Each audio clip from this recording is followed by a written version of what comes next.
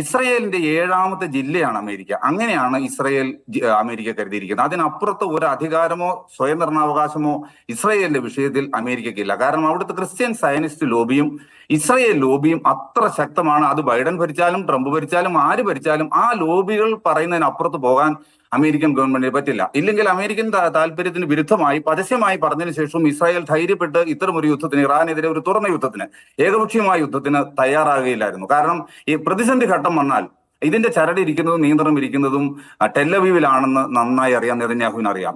America കളത്തിൽ ഇറങ്ങിയേ പറ്റൂ, അവരെ ഇതിനകത്ത് കൊണ്ടുവരികയും ചെയ്യും. അതിനുള്ള എല്ലാ സംവിധാനങ്ങളും ഇസ്രയേലിനുണ്ട്.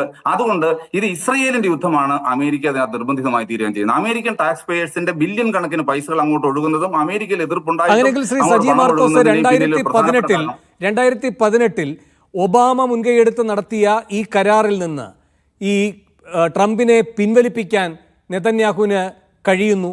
എന്നാൽ രണ്ടാമത് ട്രംപ് വരുമ്പോൾ അതിൻ്റെ ചുവടുമാറ്റം ട്രംപ് മുന്നോട്ട് വെക്കുന്നു.